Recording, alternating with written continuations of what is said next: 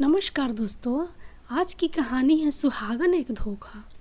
शिल्पा की माँ का देहांत हुए कुछ ही समय बीता था कि उसके पिताजी उसके लिए दूल्हे की तलाश में निकल पड़े। शिल्पा के एक करीबी रिश्तेदार ने एक लड़का उनको बताया शिल्पा की शादी के लिए। अब शिल्पा के पिता ने उसे लड़के और उसके परिवार की कोई खोज खबर नहीं करी, बस तुरंत रिश्ता तय कर दिया और कुछ समय बाद उसकी शादी भी कर दी गई। शिल्पा बहुत भोली भाली लड़की थी। अब शादी के बाद शिल्पा डोली में बैठकर ससुराल पहुंची। वहां उसका कोई खास धूमधाम से स्वागत नहीं किया गया। शिल्पा को ससुराल में कदम रखते ही उसके जीवन में दुखों का पहाड़ टूट पड़ा। जैसे ही शिल्पा के पति ने घर में कदम रखा, गठजोड़ी को फेंक कर अपने रिश्तेदारों व दोस्तों के पास चला गया। शिल्पा के पति का नाम सूरज था। सूरज की एक चाची बेचारी शिल्पा को एक कमरे में ले गई, वहां उसे बैठा दिया। दोपहर को 1-2 बजे वह डोली ससुराल पहुंची थी। अब शाम के 8 बज चुके थे। सूर्य विदा हो गया था। चंदा का आगमन हुआ। शिल्पा को किसी ने पानी तक नहीं पूछा, ना ही कोई उसके पास आकर बैठा।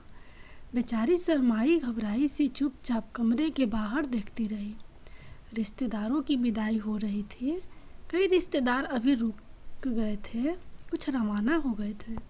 अब फोटोग्राफर आया। उसने कहा, मुझे दुल्हन के कुछ फोटोग्राफ निकालने हैं, आप दुल्हन को तैयार कर दीजिए। तब शिल्पा की बड़ी ननद आई और उसको तैयार होने के लिए बोल गई। तभी शिल्पा की सास ने उसे कमरे में प्रवेश किया और अपनी बेटी को संबोधन करके कहने लगी, इस बड़े बाप की बेटी से कह दे, इसका मेरे घर में कोई काम नहीं, क्योंकि इसके पिता ने हमें लाखों रुपए दहेज में नहीं दिए।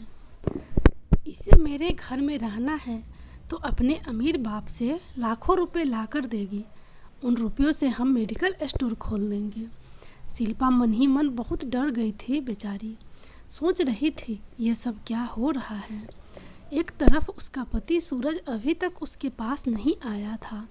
कुछ अटपटा लग रहा था उसे, मगर करती भी तो क्या, चुपचाप तैयार होकर बैठ गई।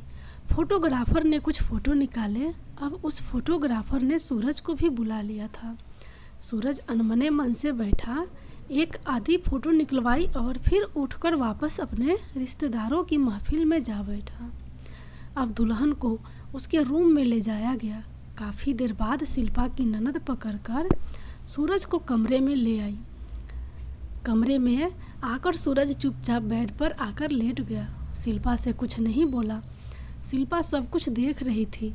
अब कुछ देर बाद सूरज ने करड़ते हुए शिल्पा से कहा, अब ये तेरा नाटक ख़त्म कर और लाइट बंद कर दे, जाकर मुझे नींद आई है। शिल्पा उठी और लाइट बंद करके आई। अब शिल्पा की नींद तो पूरी तरह से उड़ गई थी। ऐसे ही शिल्पा लेटी रही। सुबह के 5 बज गए थे। शिल्पा ने देखा घर के लोगों की आवाज़ें आनी शुरू हो गई थी। शिल्पा ने सोचा, अब वह और लेटी रही तो ससुराल वालों ना जाने क्या सोचेंगे उसके बारे में, इसलिए तुरंत उठ गई। सोचा जल्दी से नहा धोकर तैयार हो जाऊं। शिल्पा तैयार होकर बैठी थी। सब लोग भी तैयार हो गए थे। चाय पानी की व्यवस्था हो गई थी। अब सूरज भी उठ गया था। आस पड़ोस की महिलाएं बहू को देखने आई। शिल्पा को वहां ले जाया गया जहां सब महिलाएं बैठी थी। सबने बहू को देखा और कहने लगी, बहू तो बहुत सुंदर है। सब सूरज को बधाई देने लगे, अरे बेटा, तुम बहू तो बहुत ही सुंदर लाए हो। शाम के समय पड़ोस में ही सूरज के एक नए दोस्त की शादी थी। वहाँ का निमंत्रण आया हुआ था। सूरज की माँ तैयार हो रही थी शादी में जाने के लिए। तब पड़ोस की महिलाएं कहने लगी, बहन जी, आज तो सूरज और शिल्पा को भेजो, शादी में नया जोड़ा है, इनको भेजना उचित रहेगा। अगले दिन सूरज ने बहाना बनाया कि उसकी ड्यूटी आई है, इसलिए 2-3 दिन के लिए बाहर जाना पड़ेगा। अब शिल्पा ने चुप्पी तोड़ी और बोली, अभी तो हमारी शादी हुई है और आप जा रहे हो, मेरा मन कैसे लगेगा। तब सूरज बोला, क्या इतने साल मेरे साथ ही बंधी बैठी थी, नाटक बंद कर चुपचाप अपने काम से काम कर रख। मेरे किसी भी काम में अपनी टांग मत अड़ाना, वरना तेरे बाप के घर भेज दूंगा। 2-3 दिन बाद सूरज आया। रात के 10 बजे थे। वह शिल्पा के पास नहीं आया और अपनी बहनों जीजों से बात करके बाहर वाले कमरे में ही सो गया। इधर शिल्पा को सूरज की आवाज़ सुनाई दी तो सोचने लगी अभी सूरज कमरे में आएगा, मगर नहीं आया। अगले दिन सुबह शिल्पा के पीहर से फ़ोन आया कि उसके लेने भैया आ रहे हैं। शिल्पा मन में खुश हुई, चलो जब पीहर जाऊंगी तब सूरज से मुलाकात कर लूँगी। अब शाम को शिल्पा के भैया आए शिल्पा और सूरज को ले जाने, पर सूरज की माँ ने कहा सूरज नहीं जाएगा, उसने मुझे कह दिया है मैं शिल्पा के संग नहीं जाऊंगा।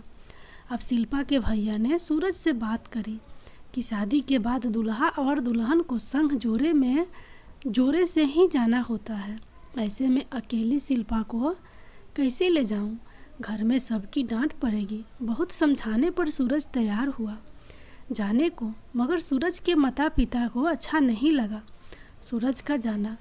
जब वे चलने लगे तो सूरज की माँ शिल्पा के भैया से बोली, देखो बेटा, तुम शिल्पा को ले जाना आए हो, शिल्पा को 15-20 दिन अपने घर रखना, जल्दी ही मत भेज देना। सूरज को कहा तू कल ही वापस आ जाना। जब शिल्पा सूरज के संग घर पहुँची तब शिल्पा के परिवार के सब लोगों ने बहुत खुशी से सूरज का स्वागत किया। खूब खातिरदारी हुई। सूरज के ससुराल में उन्हें शहर के फेमस स्थलों पर घुमाने ले गए।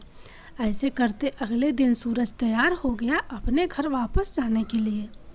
शिल्पा के पापा व परिवार वालों ने उसे रोकना चाहा, मगर नहीं रुका। अब शिल्पा की सहेलियां व पड़ोस की महिलाएं शिल्पा से मिलने आई और सब ने कहा शिल्पा के चेहरे पर खुशी नज़र नहीं आ रही। शादी के बाद तो सब लड़कियां बहुत चहकने लगती हैं, मगर शिल्पा बूझी बूझी सी दिख रही है। शिल्पा ने मौका देखकर अपनी भाभी से सारी बात बताई, कैसे सूरज उससे कटे कटे रहे, कोई बात नहीं की। फिर शिल्पा की भाभी ने कहा, हो सकता है कोई बात हो, कई बार लड़कों की संगत गलत होती है, इसलिए तेरे संग ढंग से बात नहीं करी।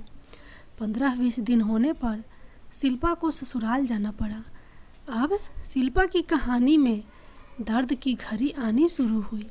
सूरज अपनी मर्जी से घर आता, उसे कोई मतलब नहीं। शिल्पा भूखी बैठी इंतजार करती रहती।